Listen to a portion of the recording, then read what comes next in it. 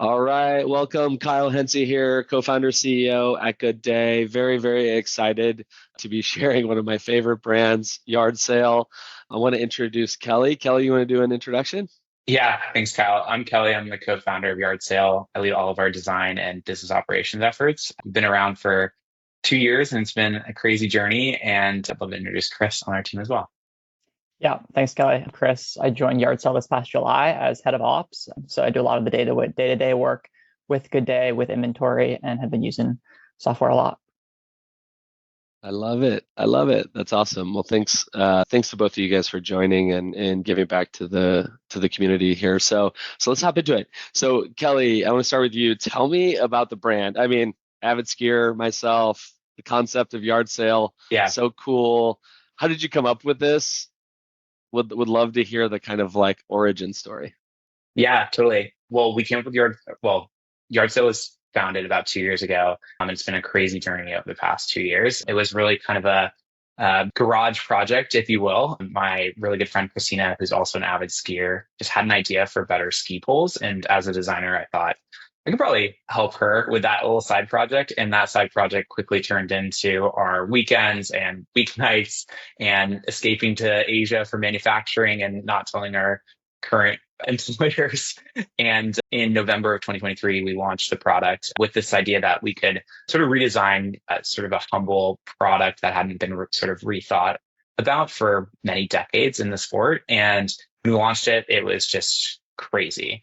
From the get-go, we had incredible reception from customers and wholesalers and more. And so we had to quit our jobs right away. We were pumping orders until midnight in my basement, and quickly that turned into us growing and thinking about what are we really building and do we really have a company on our hands? And over the next like year and a half, we sort of put the pieces in place of understanding what do customers really love about Yard Sale? Was it just cleverly designed products for the outdoors? Was it the brand? And we found that it was a bit of both. So I think we're really surprised that like in this space that's fairly crowded with a lot of great brands that I think we all wear and love every day, whether we're even just in the city or in the actual mountains and doing outdoor activities, that there's still a lot of space for a brand that I think speaks to sort of the recreational outdoors person, someone who is trying to get out there with their friends, whether it's on a hike or on a ski weekend, and may like to call it quits after a half day, or that they're just doing a trip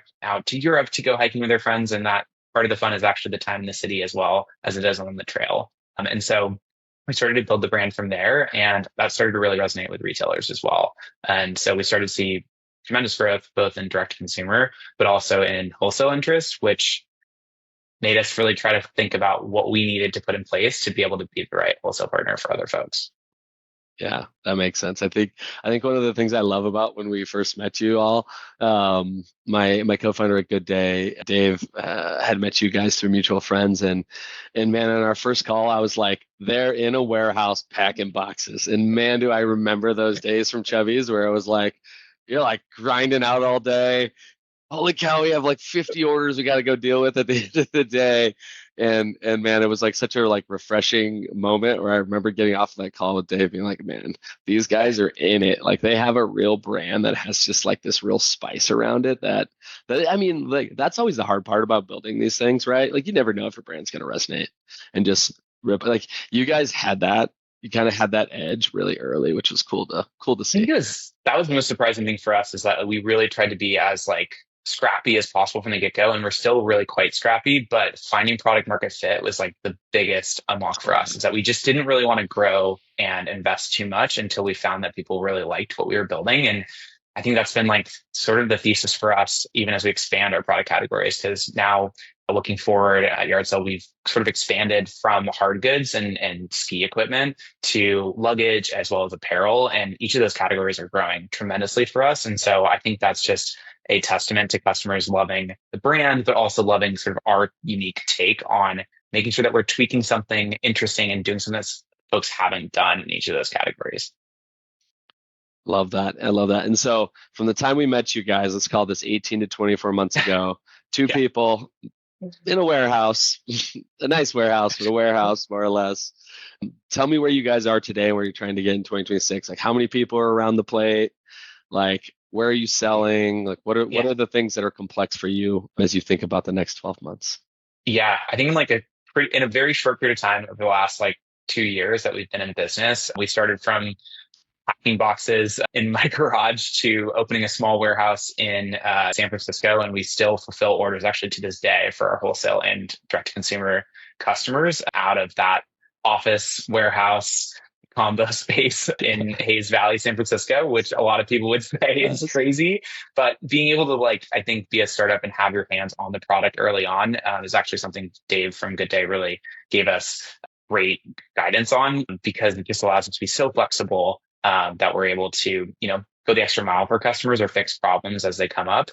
Now, today, we're in, maybe over 30 retailers in the US, 20 retailers in Europe. We have a warehouse in Europe now and are growing pretty steadily out there.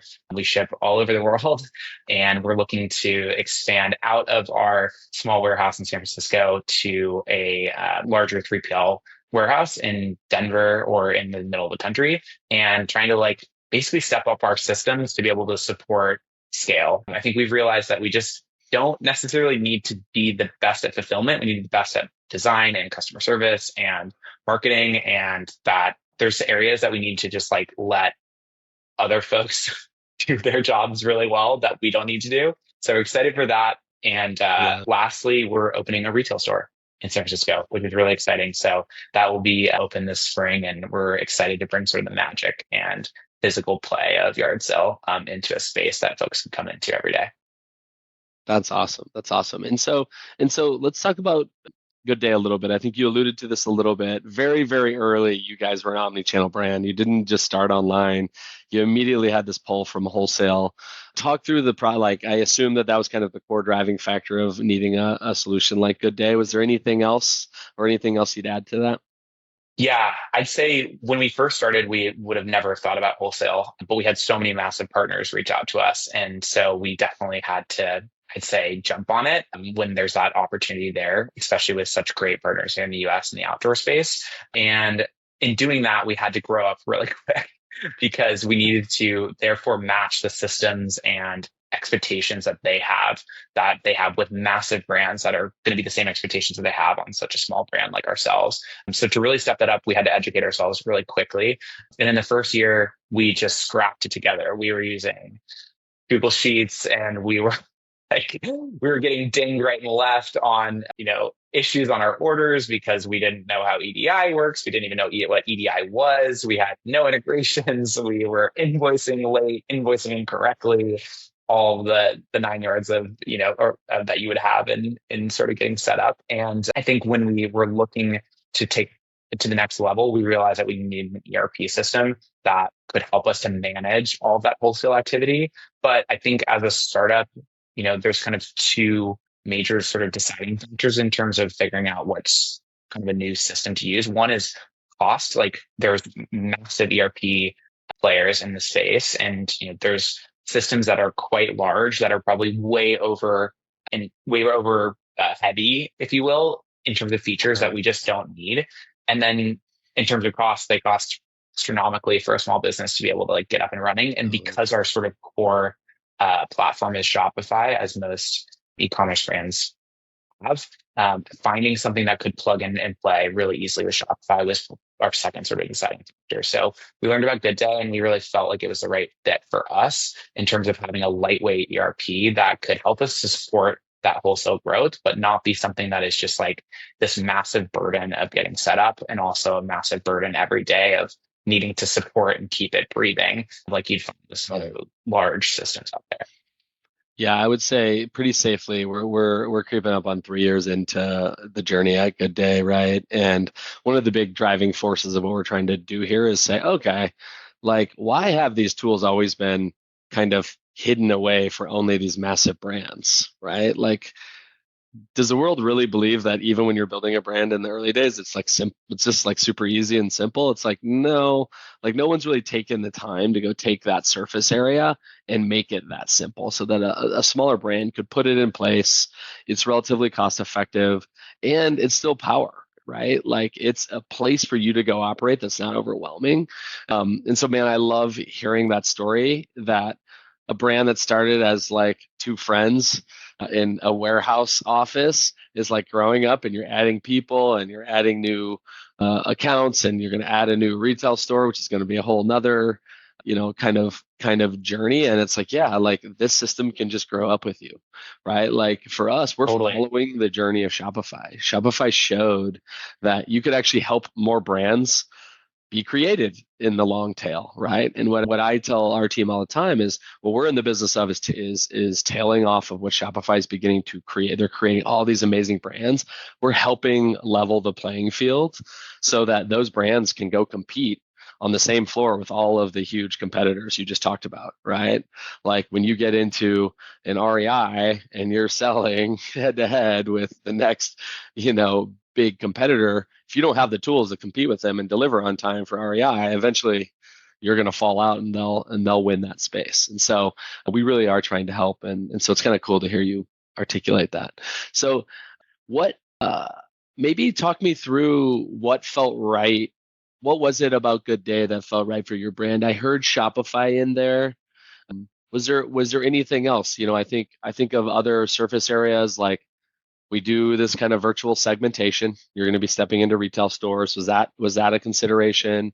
There's a big piece of our stuff that's like just get all your operations in one place and consolidate it out of all of the disparate spreadsheets. I think there's also a lot of something we also sometimes hear is just like, man, it's a team of operators. We can just get a hold of them in Slack. They've built a Shopify brand before. There's kind of a layer of Yeah. that feedback we get. Is there anything else that's kind of on the qualitative side that you felt? Yeah, I mean, I think being native in Shopify is huge because that's our primary system, but also being generally like lightweight in terms of the setup, but also in terms of daily use. I'm not certain that anyone wakes up every day and is super stoked to go into an ERP system and like pop that open for the day. Like it's just like not as an operator or like as a designer or creative person, something that I just get super stoked on.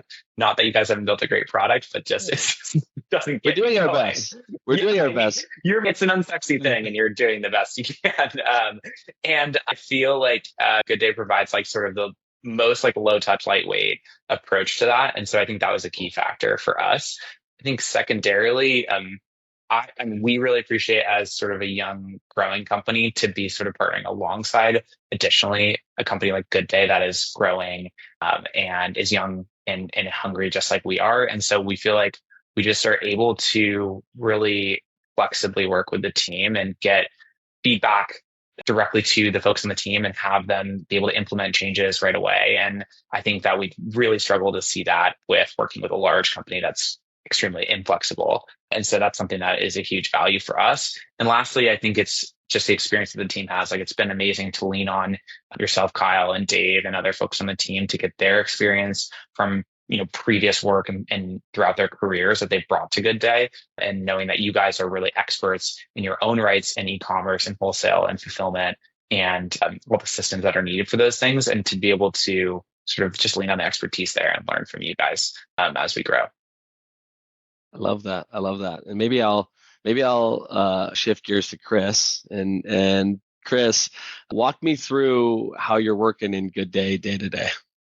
Yeah, I think it all starts with receiving inventory from our manufacturers in Asia. So I think one of the great parts of GoodDay is keeping track of what you've ordered and those POs from manufacturers, and just tracking your inventory all the way through the process of it.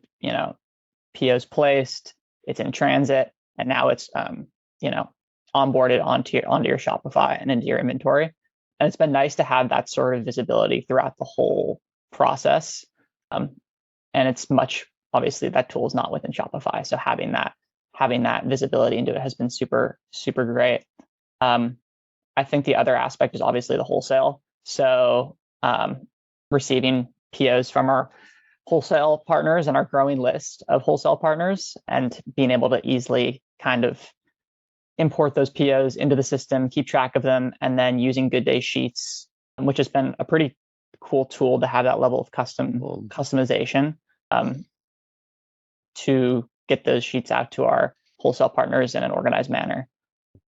And then obviously once you're fulfilling those wholesale orders, you can do that through GoodDay, and I think that's been a pretty smooth process for us so far.